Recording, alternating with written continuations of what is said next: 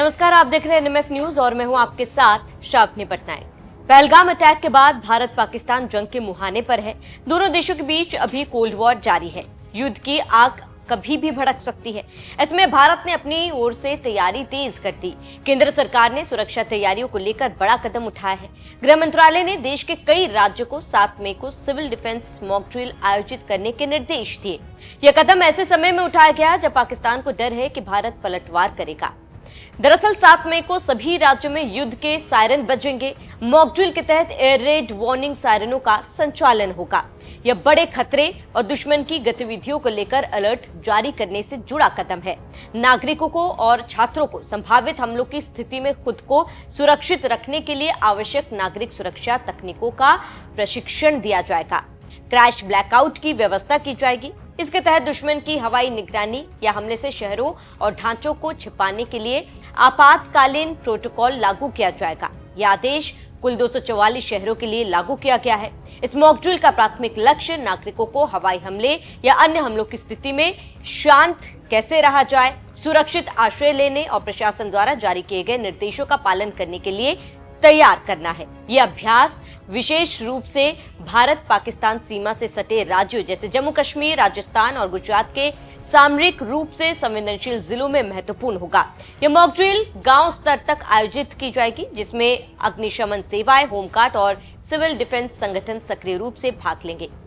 आपके स्क्रीन पर तमाम वो लिस्ट है उन राज्यों में मौजूद उन जिलों में जहां पर मॉक ड्रिल किया जाएगा, जहां पर 7 मई को ये सायरन बजेंगे। अब एक एक कर आपको बताते हैं कि ऐसी स्थिति में आपको क्या करना होगा। मॉक ड्रिल के दौरान हवाई हमले की चेतावनी देने वाले सायरन बज सकते हैं। ये समझना आवश्यक है कि यह एक अभ्यास है, इसलिए घबराने की कोई जरूरत नहीं। सायरन की आवाज सुनकर शांत रहे और प्रशासन के निर्देशों का पालन करें। सायरन बजने पर तुरंत खुले इलाकों से हट जाएं और किसी सुरक्षित इमारत, घर या बंकर में शरण लें। यदि आप बाहर हैं तो नजदीकी इमारत में प्रवेश करें और सायरन बजने के 5 से 10 मिनट के भीतर सुरक्षित स्थान पर पहुंचने का अभ्यास करें। यदि आपके क्षेत्र में बंकर उपलब्ध है तो वहां जाएं। मॉक ड्रिल के दौरान क्रैश ब्लैकआउट का अभ्यास होगा, जिसमें सभी लाइटें बंद कर दी जाएंगी ताकि दुश्मन के लिए निशाना लगाना मुश्किल होगा।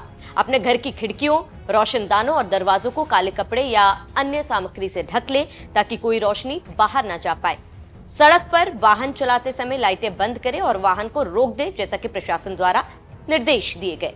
मॉक ड्रिल में नागरिकों और छात्रों को सिविल डिफेंस प्रशिक्षण दिया जाएगा। इसमें हमले की स्थिति में खुद को बचाने के तरीके सिखाए जाएंगे। प्रशिक्षण में भाग लें और आपात स्थिति में क्या करना है इसकी जानकारी प्राप्त करें। इसमें बंकरों में छिपने, प्राथमिक चिकित्सा और निकासी योजनाओं का अभ्यास शामिल होगा। मॉक ड्रिल में निकासी योजनाओं का अभ्यास होगा, जिसमें लोगों को सुरक्षित स्थानों पर ले जाया जाएगा। प्रशासन के निर्देशों का पालन करें और निकासी के दौरान शांत रहें। अपने परिवार के साथ निकासी योजना के बारे में पहले से ही चर्चा करें और अपने नजदीकी निकासी मार्ग और सुरक्षित स्थान की जानकारी जरूर रखें। टीवी, रेडियो और सरकारी अलर्ट्स पर ध्यान दें। मॉक ड्रिल के दौरान प्रशासन की ओर से महत्वपूर्ण सूचनाएं प्रसारित की जाएंगी। अफवाहों से बचें और केवल आधिकारिक स्रोतों से जानकारी लें। मॉक ड्रिल के दौरान आपातकालीन किट की उपयोगिता समझाई जा सकती है। इसमें पानी, सूखा भोजन, प्राथमिक चिकित्सा किट, टॉर्च, बैटरी, महत्वपूर्ण दस्तावेजों की कॉपी, अतिरिक्त कपड़े और कंबल शामिल होने चाहिए। सुनिश्चित करें कि यह किट आसानी से उपलब्ध हो। स्थानीय प्रशासन, सिविल डिफेंस वॉलंटियर्स और पुलिस के साथ सहयोग करें। यदि आप सिविल डिफेंस या होमगार्ड के साथ जुड़े हैं तो अपनी जिम्मेदारियों को समझें और दूसरों की मदद करें। पड़ोसियों और समुदाय के साथ मिलकर काम करें ताकि सभी लोग सुरक्षित रहें। तो बच्चों को ड्रिल के बारे में पहले से समझाएं ताकि वे घबराएं नहीं। उसे सायरन और ब्लैकआउट की प्रक्रिया के बारे में भी बताएं। बुजुर्गों और विशेष जरूरतों वाले लोगों की सहायता करें ताकि वे सुरक्षित स्थान पर पहुंच सके। वहीं सोशल मीडिया या अन्य स्रोतों से आने वाली अपृष्ट खबरों पर विश्वास न करें। केवल सरकारी चैनलों और स्थानीय प्रशासन के निर्देशों का पालन करें।